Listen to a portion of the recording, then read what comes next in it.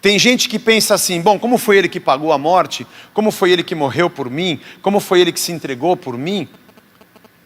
E eu não precisei fazer nada? Quer dizer então que sempre que eu pecar ele perdoa? Que eu vou viver na gandaia. Esta mensagem nos convida a refletir sobre nossas próprias feridas e sobre o poder transformador da graça que reconcilia. Assista até o final e deixe seu comentário. Por que entramos numa jornada de dor? O ser humano e a existência humana sofre e padece, porque o mal não pode ser eterno. Quando o homem peca no Éden, Deus diz, ele tem que ficar para fora do paraíso, antes que ele coma da árvore da vida, e o mal seja eterno. O mal é exatamente a ausência de Deus.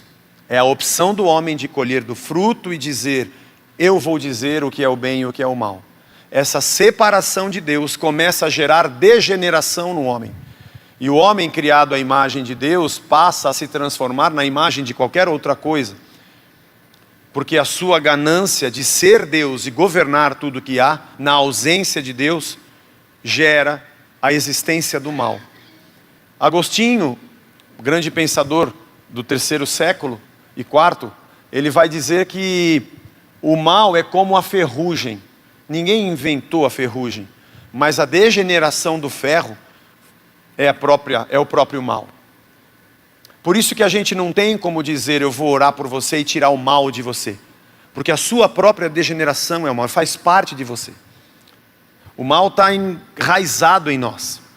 E mesmo que alguém expulse alguma coisa má da sua vida, você continua sendo mal, e eu também. Continuamos pecando, continuamos desejando coisas ruins. A compreensão de que a nossa vida, ela é vivida numa realidade de mal, é muito importante.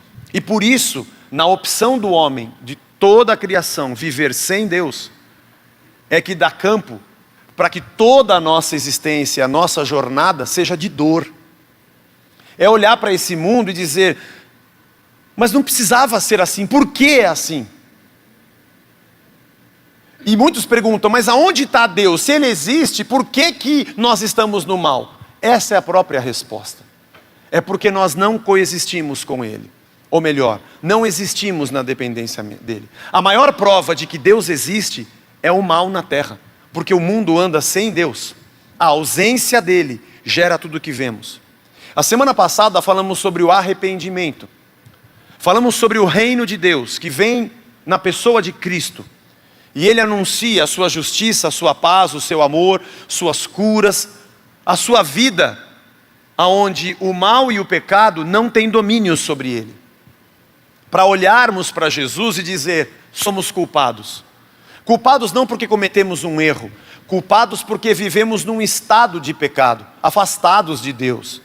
E o nosso arrependimento não é apenas porque eu fiz uma coisa errada, eu me arrependo de ser quem eu sou. E quando eu faço isso, eu sou envolvido e abraçado por Cristo e pelo seu reino. Não de forma definitiva, porque agora temos o reino de Deus, temos a pessoa de Cristo, temos a sua palavra, mas a condição do pecado no mundo ainda continua. Nós saímos do domínio do pecado e do mundo e passamos agora para uma vida do reino, ainda num mundo de pecado. E olhamos para a eternidade, aonde definitivamente teremos apenas a vida no reino. Vida no mundo sem o reino, conhecemos a Cristo e temos uma vida no reino, ainda no mundo, e futuramente a vida apenas no reino. Por isso que nos dias de hoje, nós vivemos esse conflito com a dor. Conhecemos Cristo, temos o Deus poderoso para nos livrar de todas, mas ainda vivemos num mundo onde o mal e a dor imperam, inclusive no nosso coração. Porque mesmo salvos, ainda pecamos. Mas o arrependimento, que pregamos a semana passada, é o caminho de volta, pela obra que Cristo fez por nós. O Deus que vê o homem pecando e abrindo as portas para a morte, entra na vida do homem para pegar a morte sobre si e dar ao homem a chance de viver. Hoje nós vamos falar sobre a reconciliação. Quando Cristo vai à cruz, Deus estava na cruz. Deus estava na cruz, dizendo, o pecado de vocês que gerou morte, que vai levar vocês ao fim eterno, para você que crê, não será mais eterno. A obra de Cristo é chamada de obra de reconciliação. Sabe quando você tem inimizade com alguém, está afastado de alguém, e você se reconcilia com essa pessoa? Quando isso acontece, geralmente é porque uma das partes vem e pede perdão. E diz, olha, faz tempo que a gente não conversa, a gente quebrou o pau aquela vez, mas eu sei que eu fiz errado, eu errei, me perdoa. Uma das partes leva o peso da culpa, reconhece, abaixa a guarda. Ao invés de bater e continuar batendo, diz, chega, eu sou culpado. E aí a outra parte perdoa. Geralmente, entre nós humanos, é difícil que uma pessoa só tenha culpa. Às vezes acontece. Mas geralmente acontece de alguém chegar e falar, faz tempo que a gente não conversa, a gente precisa se reconciliar, me perdoa, eu fiz errado, não devia ter feito. E o outro diz, mas eu também, todos nós somos culpados, eu também fiz aquela outra coisa errado. E porque ambos assumem a culpa, eles são reconciliados. No caso de Cristo, nós não temos como assumir a culpa, porque assumir a culpa é a morte. E jamais teríamos como pagar o perdão de Deus. Deus vem e assume toda a culpa. É como se você batesse numa pessoa gratuitamente, ela não te fez nada, você encontrou na rua, você pega um porrete e dá nela, nem sabe quem é você. E de repente, essa pessoa vem até você e fala assim, olha, eu sou culpada pelo que você fez. Aí você vai dizer, não, você não é. Tudo bem, mas você tem que pagar uma fiança, eu pago por você, tem que pagar um advogado para te defender, eu defendo você, e quando for no tribunal eu vou dizer que você não tem culpa. Você fala, você não pode fazer isso, isso é uma loucura. Para alguém assumir a culpa, o preço da culpa, por uma coisa que fui eu que fiz. Pois é, foi isso que Cristo fez por nós.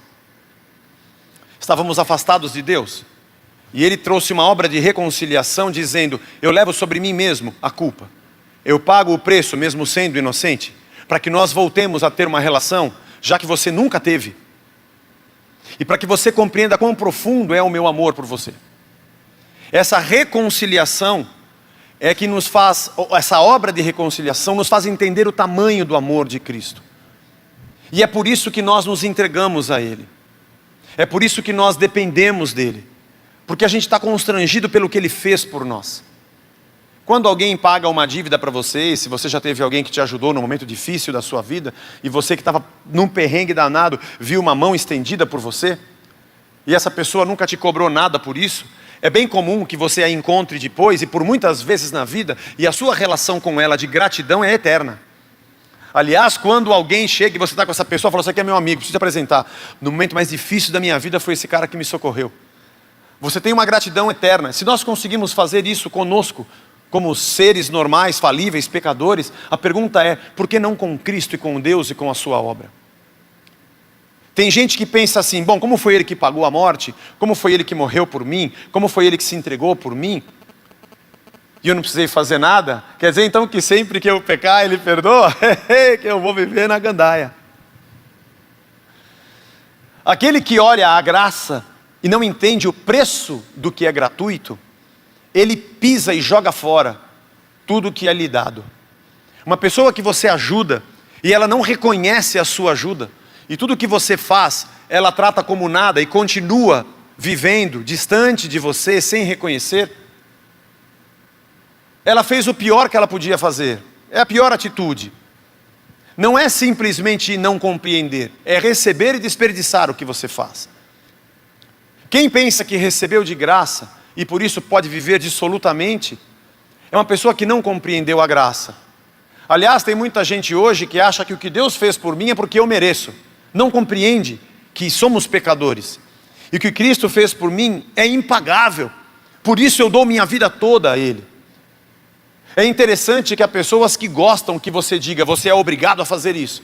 Você tem que orar, você tem que fazer tal coisa. Você tem que ir à igreja, você tem que ficar de joelhos, você tem que ler a Bíblia. E porque é uma obrigação, ele faz.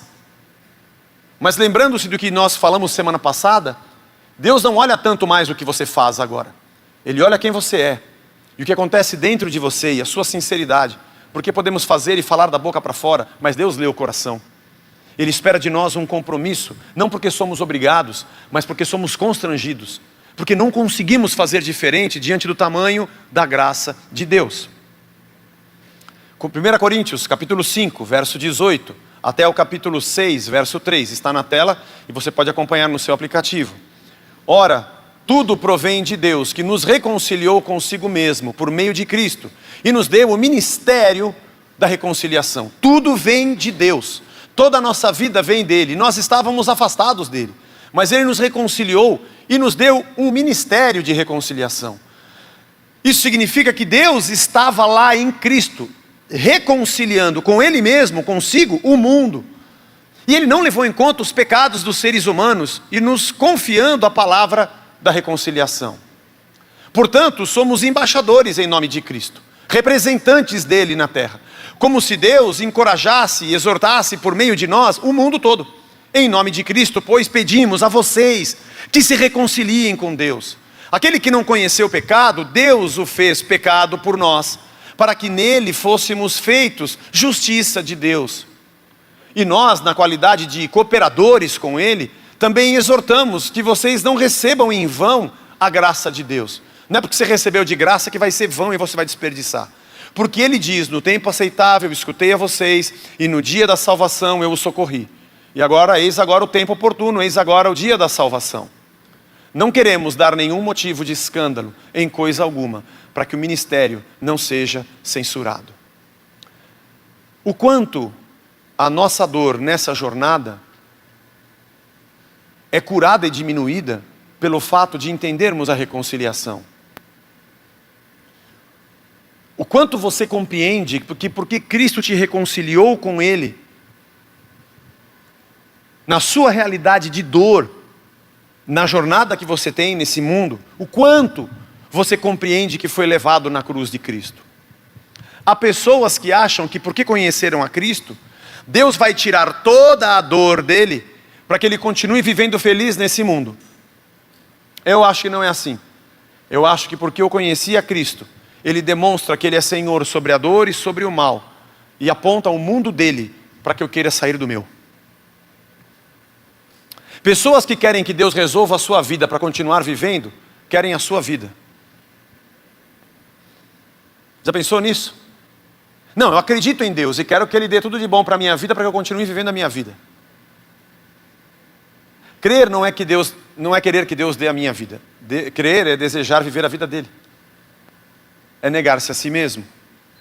É entender que eu fui reconciliado com Cristo, na vida de Cristo. A minha existência é dele para sempre.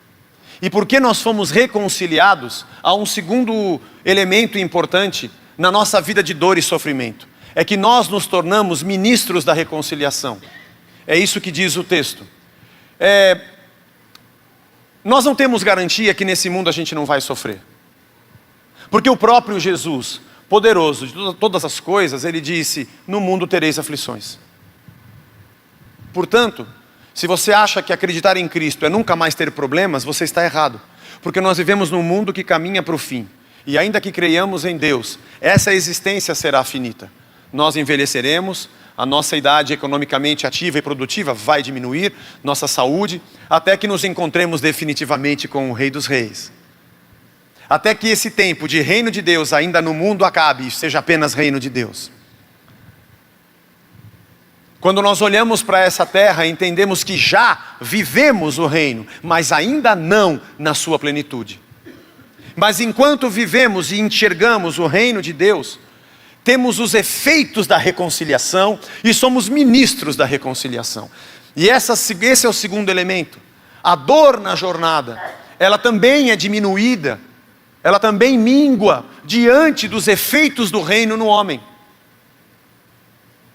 Trocando em miúdos, o Deus que me reconciliou e me recebeu de volta, o Deus que me perdoou e morreu na cruz em meu lugar, o Senhor que disse, eu pago o preço para você e agora você é meu, aquele que me tirou das trevas e me colocou na sua luz, aquele que fez de novo amizade onde havia inimizade e eu não pude pagar, e aquele que me fez ver o tamanho do seu amor, ele também me deu um ministério. A palavra ministério, no Novo Testamento, é a palavra diaconia.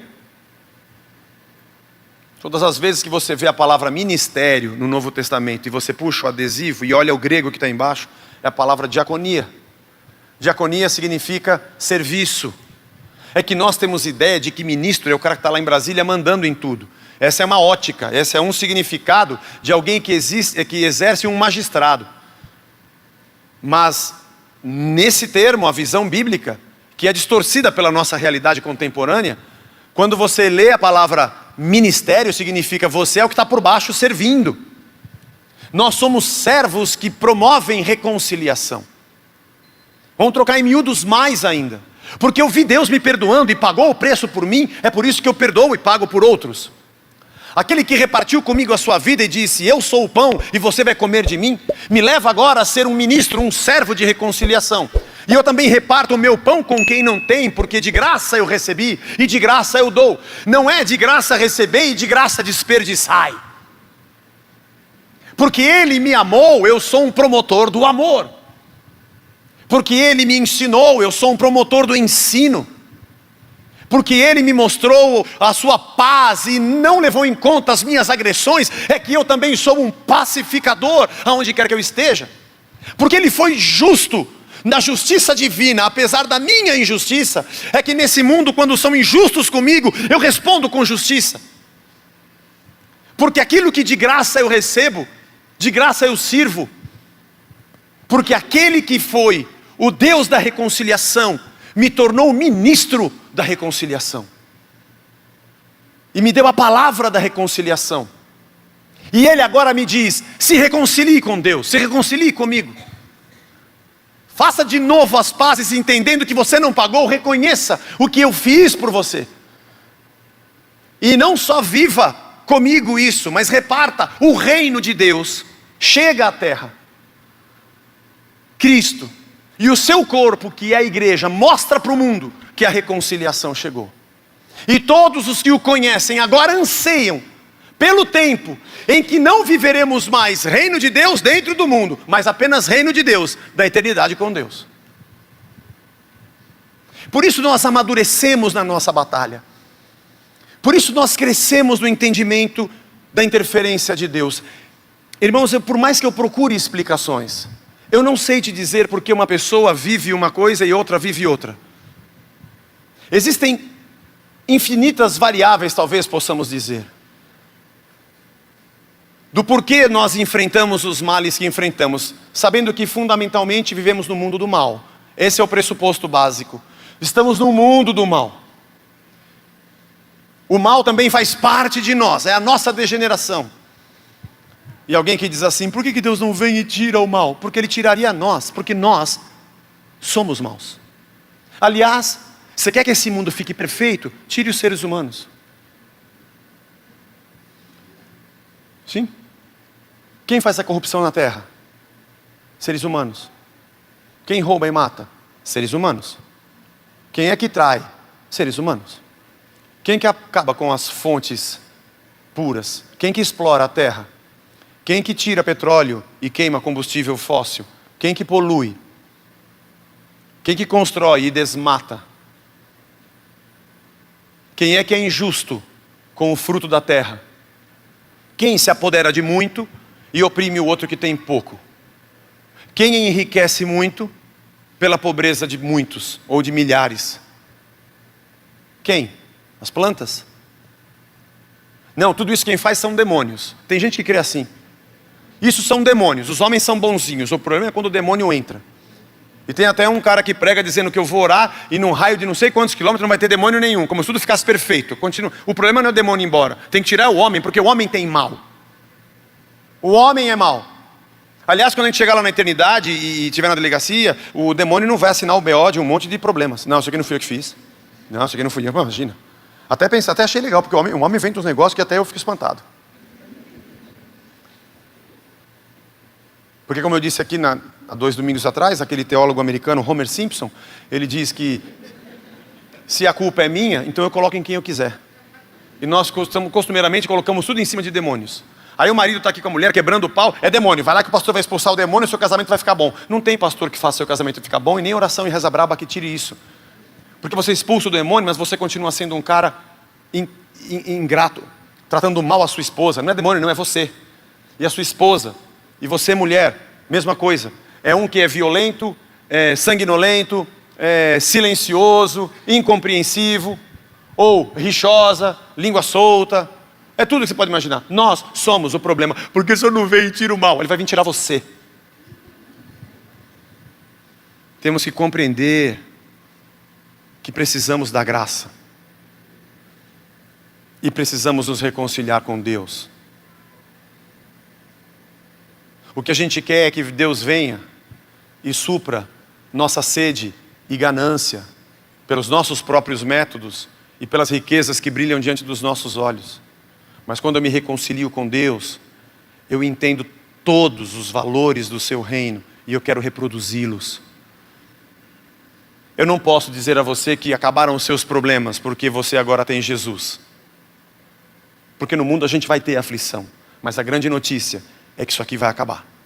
Mas enquanto estamos no mundo, vivemos a bênção da reconciliação. Eu não sei te explicar o porquê. Acontece de bom isso e aquilo não. Como eu disse, são muitas variáveis, mas uma coisa eu sei. A reconciliação me alcançou. E eu, como igreja, vou diminuir a jornada de dor de muita gente, levando no ministério, no serviço da reconciliação, tudo que eu puder. Por isso, nós não fazemos obra social. Por isso, nós não fazemos as coisas que fazemos aqui na igreja, porque a gente tem que ajudar os pobres, né? Faz parte. Não. Nós fazemos porque nós não conseguimos ficar alheios ao que está acontecendo. Porque eu fui reconciliado e eu sou ministro da reconciliação. Você entende isso? É por isso que você não contribui porque você precisa ajudar ou porque você é obrigado a dar dízimo. Que não tem obrigação. Você não tem que dar dízimo. É que o que Deus espera é que eu e você não consigamos ficar sem fazer. Porque somos ministros da reconciliação. Sabe por que a gente estende a mão? E por que arregaçamos as mangas? E por que nos doamos no trabalho do reino de Deus? Não é porque essa é a obrigação de membro de igreja. É porque a gente não consegue ficar sem fazer. Para dizer a verdade, nós não poderíamos ter o problema de conclamarmos pessoas ao trabalho. Nós não deveríamos ter o problema de conclamar pessoas ao envolvimento com o reino da igreja, as pessoas da igreja. Não deveríamos ter problema para conscientizar pessoas da arrecadação ou da contribuição. Nós deveríamos ter problema com muita gente querendo se doar, com muita gente querendo contribuir e com muita gente querendo trabalhar. Porque o que Cristo fez por nós é demais. E a gente deveria acordar na segunda-feira falando: meu Deus do céu, teu reino me alcançou e eu fui reconciliado com Cristo, olha para a minha vida. Eu preciso fazer alguma coisa, se eu não fizer eu morro. E aí o nosso problema aqui seria dizer: menos gente, menos, tem muita gente querendo trabalhar. Olha, não, eu quero fazer, eu quero me doar, eu quero doar. Chega, a gente para de doar que não tem mais onde guardar.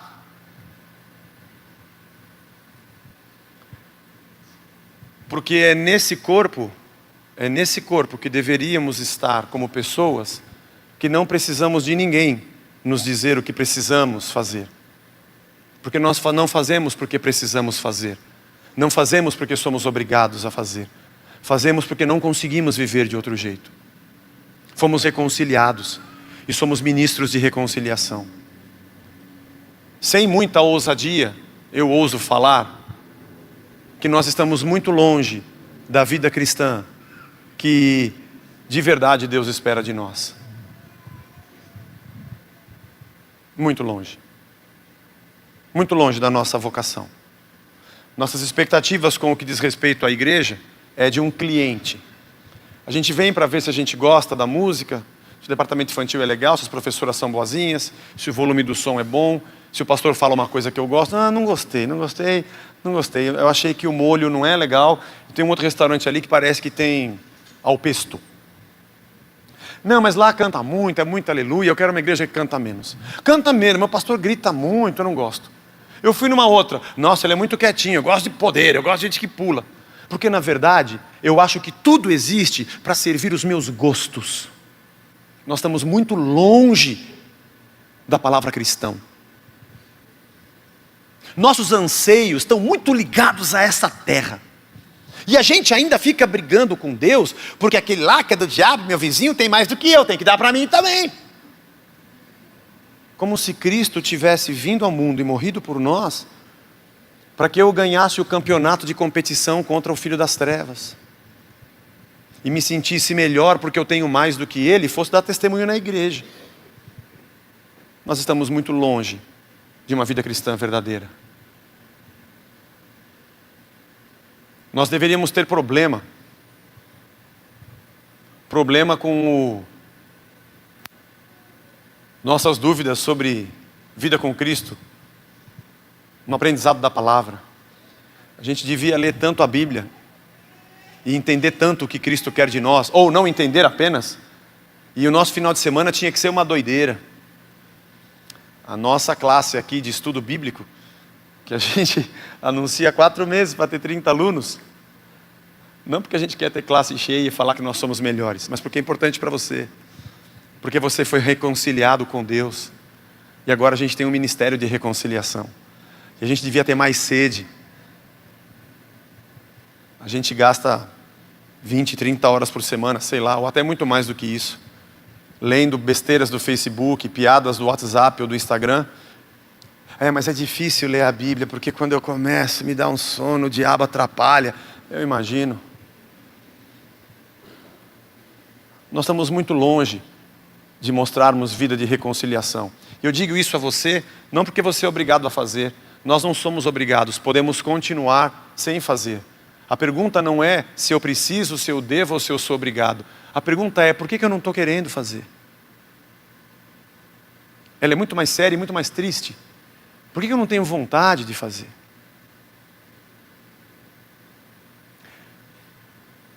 Irmãos, a nossa dor está ligada ao fato de que nós fomos desligados de Deus.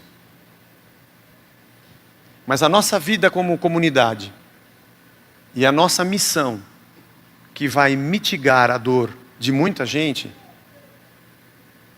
é porque a gente reconhece que nós precisamos de Cristo. E Paulo diz, reconciliem-se com Deus. Então eu não vou dizer para você se reconciliar com a sua esposa. Reconcilie-se com Deus. Eu não preciso dizer para você que você tem que fazer isso para o seu marido. Eu vou te dizer, reconcilie-se com Deus. Eu não vou dizer para você que você é obrigado a fazer alguma coisa ou doar alguma coisa. Vou te falar, reconcilie-se com Deus de verdade. E reconheça o que Cristo fez por você. Porque o resto vai fazer parte de um ministério que Deus vai te dar. Você vai querer reconciliar tudo que existe com Deus. Por isso, é que a gente na ecologia, na terra, nas relações, no trabalho, em tudo que a gente... Onde tem um cristão, não importa em que setor da nossa economia, da nossa sociedade, da realidade de qualquer país, não importa o caos que existe, quando ali pisa um cristão, fui contratado, fui convidado, cheguei. Quem chegou ali? Um reconciliado com Deus. E tudo que ele faz tem uma direção na cabeça, no coração, na alma, no espírito. Eu faço porque Deus se reconciliou comigo. E tudo que tiver na minha mão vai ser reconciliado com Deus. Relações, amizades, pessoas, trabalho, economia, tudo. O que orienta o meu pensamento não é o que faz bem para mim, porque eu gosto na minha carne ou na minha ganância. É porque como um cara reconciliado, eu sou agente de reconciliação. Deus estava ali, em Cristo, reconciliando consigo todas as coisas. E nos deu o ministério da reconciliação. Bem-aventurados são os pacificadores. Bem-aventurados os que são perseguidos. Bem-aventurados os que têm sede e fome de justiça, porque conheceram a justiça de Deus e não encontram nesse mundo. Bem-aventurados aqueles que foram impulsionados pela vida do Espírito dentro de si. Deus nos abençoe. Reconcilie-se com Deus. Reconcilie-se com Deus. Você é muito crítico sobre igreja. Eu estou aqui dando uma olhada a ver se essa igreja é boa. Não é. Não perca tempo, viu? Estou vindo aqui na Casa da Rocha, ver se me agrada, se eu acho as coisas aqui legais, vamos ver se essa aqui não é igual às outras. É tudo igual, viu, irmão? É que você é perfeito e não achou um lugar perfeito como você para você viver, né? Você já sabe tudo, fez todas as críticas e você sabe o que é uma igreja perfeita. Abra a sua. Aqui é o lugar de gente imperfeita, começando por mim.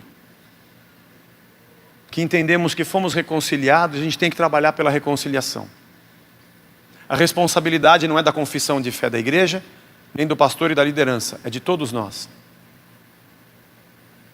E nós entendemos que Deus fez por nós na cruz. Que bom se nós fôssemos, ou sejamos, que nós sejamos um presente de Deus para a nossa cidade. Gente de reconciliação, gente pacificadora. Que todo mundo chega e pergunta, posso perguntar uma coisa, por que você faz isso? Ninguém faria isso. Por que você abraça? Ninguém abraça. Por que você acredita no mundo de hoje? Ninguém dá oportunidade. Por que você perdoa? Ninguém tem que perdoar. É porque eu fui reconciliado e eu não consigo viver sem ministrar e servir reconciliação. Sentiu-se encorajado por esta mensagem? Deixe seu comentário e compartilhe para abençoar outras pessoas. Até a próxima!